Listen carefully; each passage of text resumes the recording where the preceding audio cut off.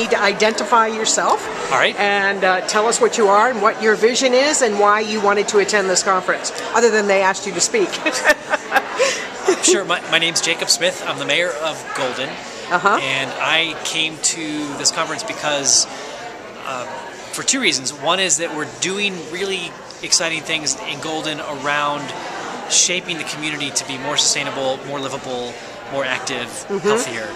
And you already have a beautiful town, by the way. Thank you. And a part of the story I wanted to share here is that you can do a lot of work on the policy side, and you can figure out how the pieces fit together to produce a community that enables all the things that we're talking about here at the conference, but the politics matter too. Yes. And so you have to marry the smart thinking about policy with smart thinking about politics and building coalitions and speaking to people in terms that matter to them, and around those relationships, then you can make the policies. And how did you manage to do that? You seem a fairly young mayor, and so how were you effective in coalescing or creating that coalition among your opponents? There's no magic to it. It's a lot of listening, a lot of taking time to understand where different folks are coming from, and then piecing together modest steps that fit the vision you're trying to advance, but are sensitive and mindful and responsive to the things that you hear from other folks. I'll also say that it's often the case that the really important decisions are really tough decisions. So I look back and say the last 15 years in Golden at some of the decisions now that you can't imagine Golden without, but at the time were really controversial and barely passed. So it takes a combination of all the things I said, but also it takes decision makers who are willing to make decisions that at the time may be really controversial and really difficult to pull off and may only squeak by, but those end up being the pivotal decisions that shape the community in really positive ways down the road. And what is your major obstacle now to continuing this process? Is it the economy? Is it the will of the people? Is it political, or is it a combination, or are there any obstacles?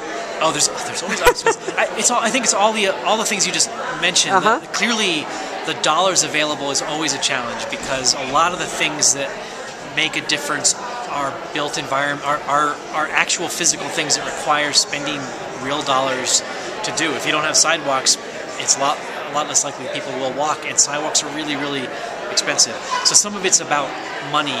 I think the other bigger challenge for us is the community is we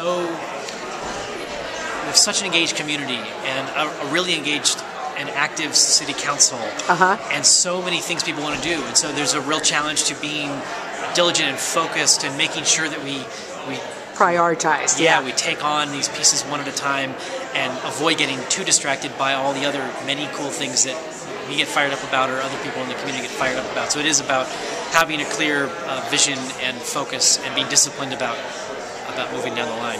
And if you ever get discouraged, I want you to look. I just saw it the other night.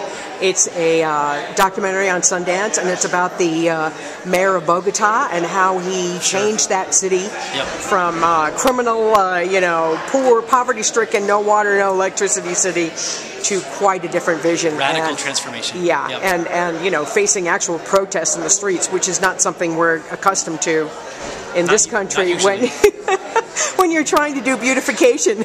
Yeah. So it was very inspiring. That's great. Well, thank you very much. Thank you for attending. Oh, yeah, thank you. I appreciate it.